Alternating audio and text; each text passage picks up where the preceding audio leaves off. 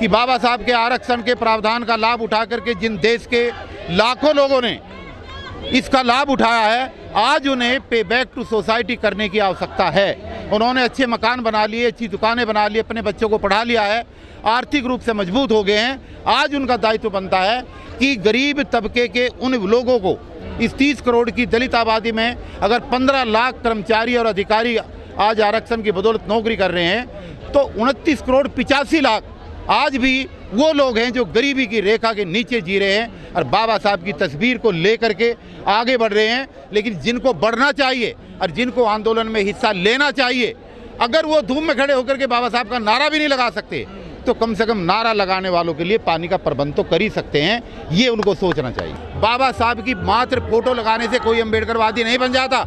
अम्बेडकरवादी वो होता है जो बाबा साहब की विचारधारा को धरती पर उतारने का काम करे। लेकिन तो खुश हो जाते हैं ना फोटो से केवल। ये दुर्भाग्य है हमारा, ये हमारा दुर्भाग्य है। देखिए, दिल्ली के अंदर अगर हम समाजों की बात करें तो दिल्ली में सबसे बड़ी तादाद समाज के हिसाब से वाल्मीकि समाज की है। वाल्मीकि समाज झाड़ू को गौरव समझ करके और केजरीवाल की पूंछ पकड़ कर उसके पीछे पीछे चल दिया। लेकिन उनको ये सोचना चाहिए कि राज्यसभा की 8 सीटें आई, 3 दिल्ली में आई, 5 पंजाब में आई। क्या उन 8 सीटों में किसी भी दलित को या मुस्लिम को उसने प्रतिनिधित्व दिया? एक को भी नहीं दिया। लेकिन हमारे समाज के ज़्यादातर लोग जो है अप्रैल के महीने में जागे हुए होते हैं, 11 महीने में सोते रहते हैं। और उनको जागना पड़ेगा। जिन लोगों को पानी पी पी करके गाली देते हैं मनवाद के नाम पे, उनसे संगठनों को मजबूत करने की चीज़ें सीखनी पड़ेगी। और जिस तरीके से वो लोग सुबह 6 बजे उठ करके शाखाएँ लगा करके हमारे इस समाज के युवाओं को बहला करके भरमा करके अपने पक्ष में लाने का काम कर रहे हैं, तो हमारे समाज के लोगों को भी इस तरीके की शाखाएं लगा करके युवाओं को जागृत करने की जरूरत है।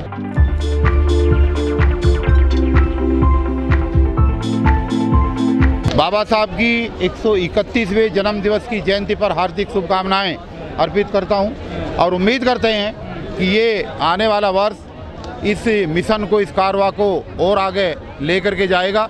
वैसे तो बाबा साहब के हमारे बीच से जाने के 66 वर्ष बाद भी हम लोग जो है अप्रैल के महीने में जयंती मनाते हैं और उसके बाद में 11 महीने तक सो जाते हैं। लेकिन अब काम ऐसे चलने वाला नहीं है। जो लोग, जो श्रद्धालु यहाँ पर अम्बेडकर जयंती मनाने के लिए एक दिन आते हैं, उन सबसे मेरा ये आग्रह है कि रचनात्मक कार्यों के अंदर साल के पूरे 365 दिन को लगाएं और इस देश में बहुजन आंदोलन को आगे बढ़ाने का काम करें। देखिए, मिशन कमज़ोर तो नहीं हुआ है, किसी भी सूरत में मिशन कमज़ोर नहीं हुआ है, लेकिन एक दुर्भाग्य है कि एकीकरण की तरफ हम लोग नहीं बढ़ रहे हैं। ज़रूरत से ज़्यादा संगठन बन गए हैं और पगड़ी और मूंछों की लड़ाई के वर्चस्व की लड़ाई में हम लोग, हर आदमी चौधरी बन गया है, जो एक दूसरे की जो है ना लीडरशिप को स्वीकार नहीं कर रहा है। इसलिए हमारे टुकड़े बहुत ज़्यादा हो गए हैं, समाज में जागृति बढ़ी है, इसमें कोई दो राय नहीं। बाबा साहब के विचारों को कम समझ रहे हैं ऐसा मैं नहीं मानता। एक बहुत सारी युवा पीढ़ी और एक बहुत सारे समाज के ऐसे लोग जो बाबा साहब को जानते भी नहीं थे, बाबा साहब को गाली देते थे, बाबा साहब के प्रति उनका कोई आकर्षण नहीं था। लेकिन धीरे धीरे उस समाज ने भी बाबा साहब को अपनाना शुरू कर दिया, बाबा साहब की जयंती मनानी शुरू कर दी, जय भीम बोलना शुरू कर दिया है। तो ऐसा नहीं है, धीरे धीरे परिवर्तन आ रहा है। लेकिन सबसे बड़ी समस्या एकीकरण की है। इस बिखरी हुई शक्ति को एक मंच पर कैसे लाया जाए, ये एक बहुत बड़ी चुनौती है। ये तो आप कई सालों से प्रयास कर रहे हैं, आप जैसे लोग, तमाम संगठन। मेरे एक अकेले के प्रयास करने से नहीं होगा। जब सब लोग उस होने वाले प्रयास में अपने आप को भागीदार नहीं बनाएंगे, जैसे हमने ठेकेदारी हटाओ राष्ट्रीय संयुक्त मोर्चा के बैनर के नीचे 25 संगठनों को जोड़ा है, लेकिन वो 85 संगठन के जुड़ने से मात्र बात नहीं बन रही ना। देश बहुत बड़ा है, कश्मीर से लेकर कन्याकुमारी तक बहुत बड़ा है। जैसे जिन लोगों की हम आलोचना करते हैं, उन्होंने तमाम हजारों संगठन बना रखे हैं, लेकिन जब राजनीति के महायज्ञ में आहुति देने का वक्त आता है, वो अपनी सारी विचारधाराओं को बुला करके सब एक जगह वोट कास्ट करते हैं, जिससे उनकी राजनीति में उनको जीत मिलती है, सत्ता में उनकी जीत मिलती है। और हमारे लोग एक दूसरे की टांग खींचते खींचते जो है 66 साल में आज तक राजनीतिक सत्ता की प्राप्ति के लिए एक तरफ नहीं बढ़ पाए। कहीं पर पर्टिकुलर किसी प्रदेश में किसी चुनाव में हार जीत लगी रहती है, वहाँ पर क्या हुआ क्या नहीं हुआ, अगर उसके आधार पर हम समाज को कमज़ोर कहने की बात कहें तो समाज कमज़ोर नहीं हुआ। ये हो सकता है कि विचारधारा में परिवर्तन हुए हों, ये हो सकता है कि विचारधारा में परिवर्तन करके जो विचारधारा में परिवर्तन हुए हैं वो परिवर्तित विचारधारा लोगों की समझ में ना आ रही हो, वो तो बात अलग हो सकती है। अत्याचार तो बढ़ रहे हैं ना, अत्याचार तो बढ़ेंगे जब सत्ता दूर जाएगी। जैसे जैसे सत्ता दूर जाएगी अत्याचार बढ़ेंगे। लेकिन अत्याचार बढ़ने से ही इनकी आंखें भी खुलेंगी। जब तक ये अत्याचार नहीं बढ़ते, समाज वो है ये, जब तक इनको गुलामी का एहसास नहीं कराया जाता, जब तक ये जागते नहीं हैं। अत्याचार तो इन पर होने चाहिए।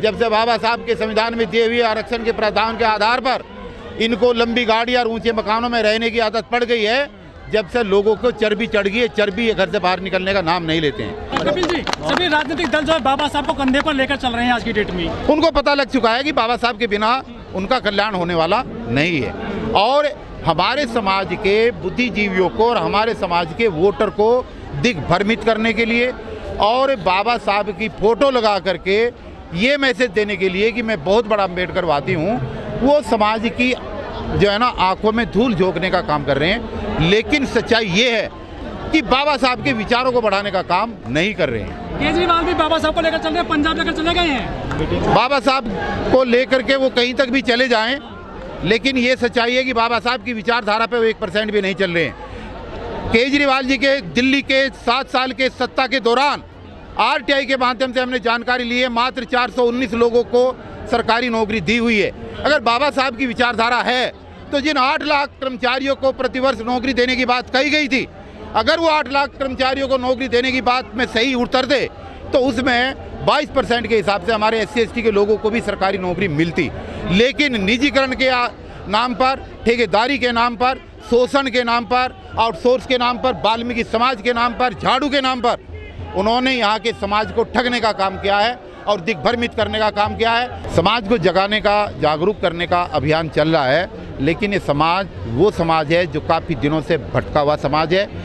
ये वो समाज है जिसने पचकुइया रोड के वाल्मीकि ऐतिहासिक मंदिर में गांधी जी के कहने से बाबा साहब को उस मंदिर में घुसने नहीं दिया था। ये वो समाज है। ये अब तो जय भीम बोलने भी लगे, लेकिन एक जमाना ऐसा था जो बाबा साहब को गाली दिया करते थे। तो जब परिवर्तन आएगा, परिवर्तन धीरे धीरे आएगा। युवा परिवर्तन के तरफ बढ़ रहा है, युवा जय भीम बोलना शुरू कर दिया है, युवाओं ने अम्बेडकर जयंती मनानी शुरू कर दी है। तो धीरे धीरे परिवर्तन जो आ रहा है, उस धीरे धीरे आने वाले परिवर्तन में अभी तक ये उस अम्बेडकरवाद से बहुत दूर हैं। आडंबर के नाम पर, पाखंड के नाम पर, देवी देवताओं के नाम पर ये समाज बिल्कुल 99% भटका हुआ है। जितनी ज़्यादा पाखंडवाद में ये समाज पड़ा हुआ है, उसी का कारण है कि बाबा साहब का मात्र नाम लेने से कोई अम्बेडकरवादी नहीं बन जाता। वो चाहे कोई भी समाज हो, जब तक बाबा साहब की विचारधारा को अपनाया नहीं जाएगा, जब तक बाबा साहब की विचारधारा के अनुरूप अपने कर्मकांड और पाखंडों को छोड़ करके लोग बाबा साहब को अपनाएंगे नहीं और बाबा साहब की 22 प्रतिज्ञाओं का पालन नहीं करेंगे, जब तक केजरीवाल जैसे लोग, बहरूपिया लोग हमारे बीच में आते रहेंगे, हमारी वोटों को ठगते रहेंगे, हमें भ्रमित करते रहेंगे। वो किसको माने, ये अधिकार तो बाबा साहब ने सबको दिया था, ये अधिकार हमें नहीं है। देश के हर नागरिक को मानने का अधिकार है, लेकिन जो लोग अम्बेडकरवादी अपने आप को कहते हैं और कहने के बावजूद भी ब्रह्मा, विष्णु और महेश की बात करते हैं, उसका उदाहरण आपने उत्तर प्रदेश में देख लिया है, जहां 28% की वोटों से 13% पे आ गए हैं। वो वही कारण है वहां पर कि बहुजनों का तो हित हुआ नहीं और सर्वजनों की हमने ठेकेदारी ले ली। वो आपने देख लिया बहुत अच्छी तरीके से।